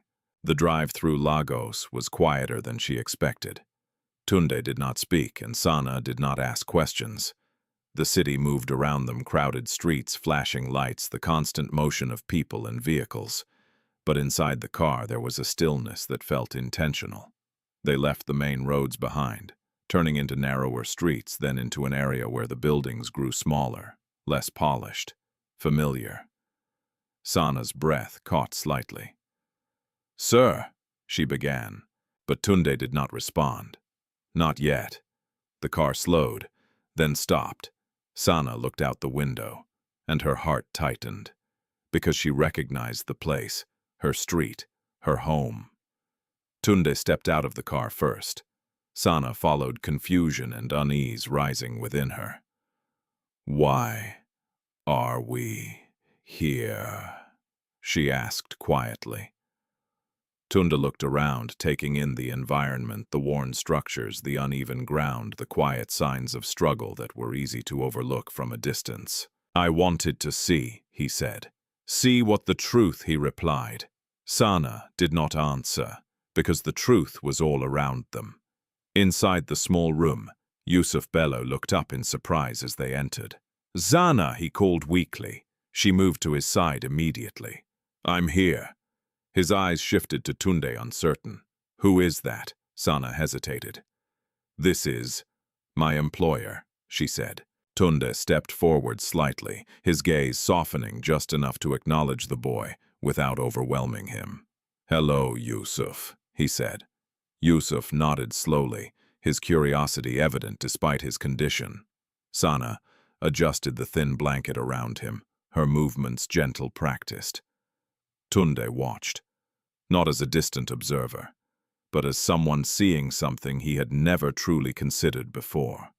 This was her world, not the polished floors, not the glass offices. This, the quiet struggle, the responsibility, the reason behind everything she had done. Does he receive treatment? Tundi asked. Sanaa shook her head slightly. Not consistently. Why she hesitated, then answered simply. Because we cannot afford it. The words were not dramatic. They did not need to be. Their weight spoke for itself. Tundi remained silent for a moment, absorbing what he had seen, what he had heard. Then he nodded once, a decision forming, not spoken, but certain. As they left, the night had deepened, the city lights flickering in the distance. Sanaa walked beside him, her thoughts unsettled. You did not have to come, she said quietly. Yes, Tundi replied. I did. She looked at him, searching for understanding. Why he paused briefly before answering. Because I needed to know what I almost ignored. The words stayed with her, because they carried more than acknowledgement. They carried responsibility. Behind them in the shadows of the street, unseen and unnoticed, someone watched. A figure standing just far enough to remain hidden. Observing, waiting, because not all interest was harmless, and not all attention came with good intentions. As the car drove away, the path ahead for Sanaa began to take shape. Not just within the company, but beyond it. Because now the truth of her life had been seen, and once truth is revealed, it cannot be undone. The next morning, Lagos woke under a sky washed clean by the night's breeze, the air carrying a fragile sense of clarity. Inside Adebayo Global Holdings, however, the atmosphere was anything but calm. Word had spread quietly, carefully but unmistakably, that something significant was about to happen. At exactly 9 o'clock, a company-wide message appeared in every employee's inbox. All senior and junior staff are to assemble in the main conference hall at 10 a.m. Attendance is mandatory. No explanation, no details, just instruction.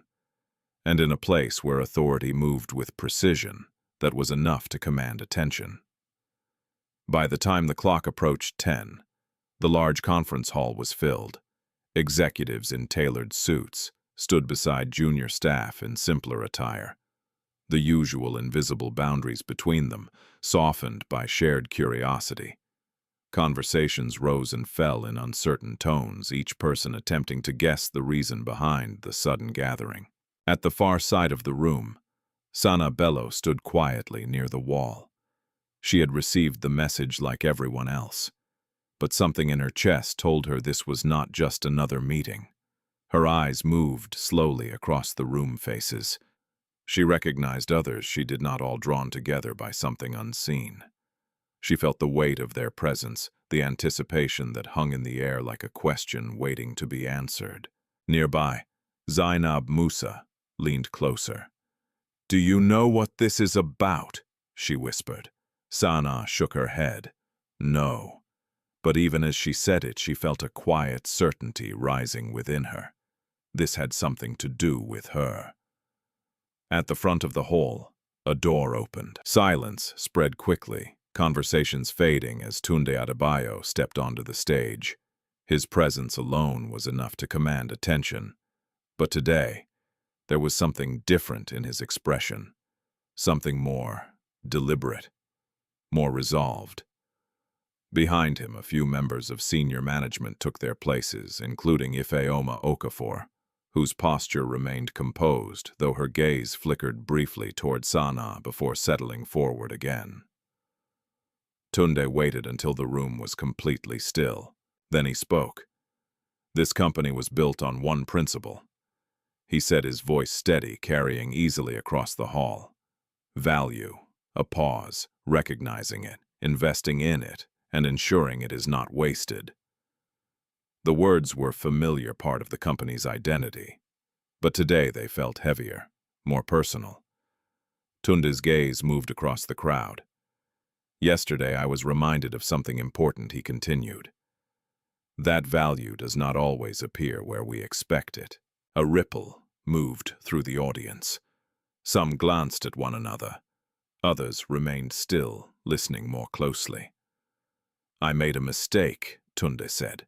The statement landed with quiet force. Because men like him did not speak those words lightly. I underestimated someone in this company, he continued. Not because of lack of ability, but because I chose not to see it. Silence deepened. Across the room, Sanaa felt her breath catch. She did not move. She did not look away. She simply stood, her heart beating steadily as the moment unfolded. Tundi turned slightly, his gaze finding her. Sanaa Bello, he said. Every head in the room turned. Sanaa felt the weight of their attention heavier than anything she had experienced before. For a moment, instinct urged her to step back, to disappear, to return to the safety of invisibility. But she did not move. Come forward, Tundi said. Her legs felt unsteady as she stepped away from the wall, moving slowly through the crowd. The space parted for her, people shifting aside, their eyes following her every step. Each movement felt amplified, every breath louder, but she kept walking until she reached the front, until she stood beside him. This is Sanaa Bello, Tundi said, his voice calm but clear. For 2 years she has worked in this building as part of the cleaning staff. A murmur moved through the room. Some nodded, recognizing her. Others looked surprised. And in those 2 years, he continued, her abilities went unnoticed. The words hung in the air, not as an accusation, but as truth. Yesterday, Tundi said she demonstrated a level of skill that not only exceeded expectations, but directly impacted a critical international negotiation. The murmurs grew louder now, though still controlled, because what he was saying was undeniable. Tundi turned slightly toward Sanaa. I made her a promise, he said. Her chest tightened, and I intend to keep it. The room fell silent again, because now something was about to change. Sanaa Bello, Tundi said, his tone firm, effective, immediately. You are no longer part of the cleaning staff. A pause. You are appointed as a junior consultant in international communications and strategy. The words echoed through the hall. Clear, final, unavoidable. For a moment, no one reacted, as if the reality of what had just been said needed time to settle. Then a shift, small at first, then growing, whispers, glances, recognition. Because this was not just a promotion, it was a disruption, a breaking of something long, assumed to be fixed. Sanaa stood still, her mind struggling to fully absorb what she had just heard. The room blurred slightly around her, the faces, the lights, the weight of the moment pressing in from all sides. She had imagined change, hoped for it. But not like this. Not in front of everyone, not with such finality. Thank you, sir, she said softly. Her voice did not carry far, but it did not need to, because the moment spoke for itself. Tundi nodded once, then turned back to the room. This is not charity, he said. This is recognition. His gaze sharpened slightly, and it will not be the last. The message was clear, to everyone.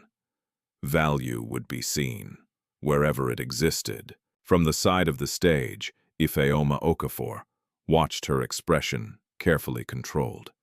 She did not react. She did not speak. But behind her calm exterior, something had shifted. Not defeat, not yet, but something deeper. Because this was no longer a situation she could quietly manage. This was public, irreversible, and that made it dangerous. As the meeting concluded, the crowd began to disperse, conversations rising again. Louder this time, filled with speculation, surprise, and something else, something unfamiliar. Respect for Sanaa. She stepped down from the stage, slowly, the ground beneath her feet, feeling both solid and unreal at the same time. Zainab rushed toward her, eyes wide with excitement. "You did it," she whispered. Sanaa shook her head slightly. "I'm still trying to understand it." Zainab smiled. "Then start believing it." Across the room, Tundi watched her for a moment longer before turning away. The decision had been made. The path had been set. But he knew something others did not. This was only the beginning. Because recognition was not the end of the journey. It was the start of something far more difficult. And somewhere within the building, beyond the noise and the movement, forces were already beginning to shift. Because when the order of things changes, not everyone accepts it quietly. In the days that followed the announcement, Adebayo Global Holdings did not return to normal. It could not. Something fundamental had shifted, not just in titles or roles, but in perception. The quiet boundaries that once defined who belonged where had been disturbed, and though no one spoke about it openly, the change lived in every hallway conversation, every measured glance, every pause that lingered just a moment longer than before. For Sanaa Bello, the change was immediate, visible, and deeply personal. Her first morning as a junior consultant began, not with a cleaning cart, but with a neatly arranged desk on the executive floor. The chair felt unfamiliar beneath her, the surface of the desk too polished, the silence around her too intentional. For a brief moment she stood still, unsure whether to sit or remain standing, as if waiting for someone to correct a mistake that had not been made. But no one did. Instead, Zainab Musa appeared at her side, carrying a small stack of files. "These are for you," she said, her voice warm with a mix of excitement and caution. "Your first assignments." Sanaa accepted them with both hands, her fingers steady despite the weight she felt. "Thank you," she replied. Zainab hesitated before adding, "Some people are watching closely." Sanaa gave a small nod. "I know," and she did. From the moment she stepped into that space, she felt it. The quiet scrutiny, the careful observation. Some colleagues offered polite greetings, their smiles measured but genuine. Others remained distant, their expressions unreadable, their silence louder than any words.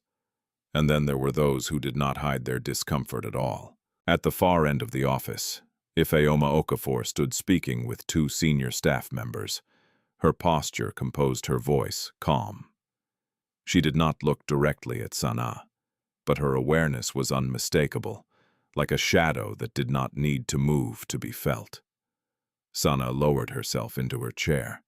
She did not let her gaze linger. She did not allow herself to respond. Instead, she opened the first file and began to read. Because this was no longer about proving a moment. It was about sustaining it. The work was demanding, not in a way that overwhelmed her, but in a way that required consistency, attention, and endurance. Each assignment carried expectations, each task an opportunity not just to succeed, but to confirm that her place there was not accidental. Sanaa approached it with quiet discipline. She read thoroughly. She asked questions when necessary. She listened more than she spoke. And when she spoke, it was with the same clarity that had first brought her into that room. Days turned into weeks. The rhythm began to form. She attended meetings, contributed, carefully observed how decisions were made, how power moved, how influence was exercised, not just through authority, but through timing, tone, and restraint. She learned, constantly. And slowly, almost imperceptibly, the way people responded to her began to change. At first, It was small things, a colleague asking for her opinion, an executive acknowledging her input, a conversation that included her rather than passed around her. Then it grew. Respect did not arrive suddenly. It settled gradually, built through consistency, reinforced by performance. Even those who had doubted her found fewer reasons to question her presence, because she did not demand recognition. She earned it.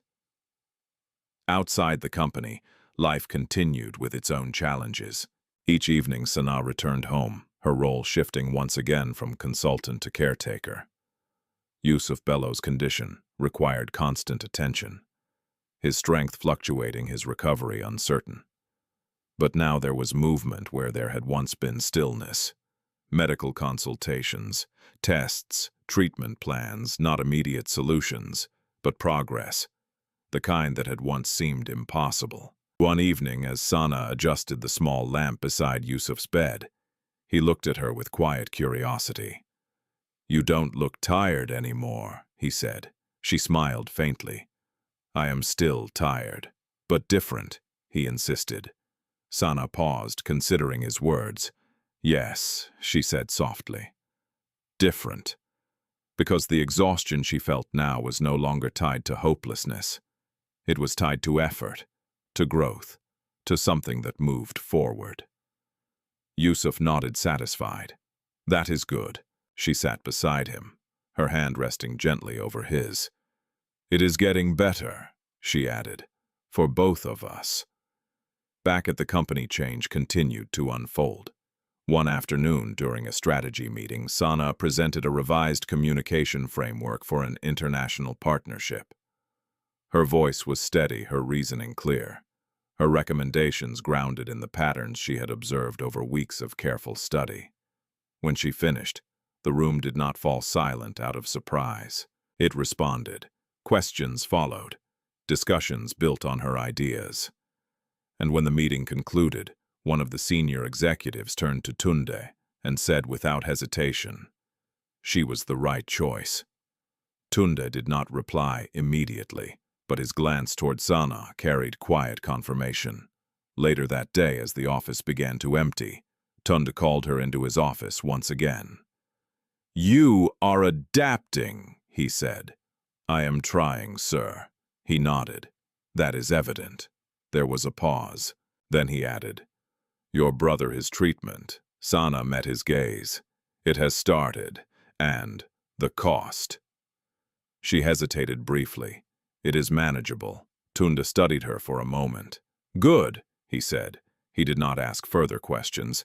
He did not offer unnecessary words. But the acknowledgement was there, clear, intentional. As Sanaa stepped out of his office, the evening light stretched across the floor, casting long reflections that blurred the line between where she had been and where she was now. She paused near the window, looking out at the city that had once felt overwhelming, distant, unreachable. Now it felt different, not smaller, not easier, but possible. She thought of the nights she had studied alone, the silence that had once surrounded her, the belief she had held onto, even when there was no evidence to support it. She thought of her mother, of the words she had carried for so long. "You don't need permission to be who you are." Sanaa closed her eyes briefly, then opened them again, because now she understood something she had not fully seen before. Her journey had never been about proving others wrong. It had been about refusing to lose herself, and in doing so, she had changed everything. Across the building, unseen by most, Ifeoma Okafor stood alone in her office, her reflection staring back at her from the glass. She had watched the changes, measured them, adjusted where she could. But one truth remained. Sanaa had not faded. She had grown, and that was something Ifeoma could no longer ignore. The game had changed, and now, so would she. In the quiet of the evening, as the building slowly emptied and the city beyond continued its endless motion, two paths moved forward. One built on resilience, quiet strength, and earned recognition. The other, still waiting, still watching, still deciding its next move. Because success does not end the story. It transforms it. In life, we often judge too quickly. We look at appearances, positions, and circumstances, and we decide what someone is worth before we ever take the time to truly see them. But the story of Sanaa Bello reminds us of something deeper. Something many of us forget in a world that moves too fast. True value is not always visible. Talent does not always announce itself, and strength often grows in silence. Sanaa was not given an easy path. She was not lifted by luck or privilege. She endured loss, responsibility, and years of being overlooked. Yet she did not allow those circumstances to define her limits. Instead, she continued to grow, quietly, patiently, preparing for a moment she could not even be sure would come, and when that moment arrived, she was ready. But this story is not just about her success. It is also about change. Because sometimes the greatest transformation does not happen in the person who rises, but in the person who learns to see. Tundi built an empire by recognizing value, yet even he had to confront his own blind spots. And in doing so, he did something powerful. He chose to correct himself. That choice matters. Because justice is not only about rewarding the deserving, it is also about acknowledging when we have been wrong. So, what can we learn from this? Look again at the people around you, at the ones who are quiet, at the ones who are overlooked. You may be standing next to someone extraordinary and not even know it. And if you are the one being overlooked, do not stop growing. Do not stop preparing. Because your moment may come when you least expect it. And when it does, it will not ask if you are ready. It will reveal whether you are. If this story touched you, tell us in the comments. Where are you watching from and what part of Sanaa's journey stayed with you the most? Don't forget to like, share, and subscribe for more powerful stories that remind us of the strength we all carry within.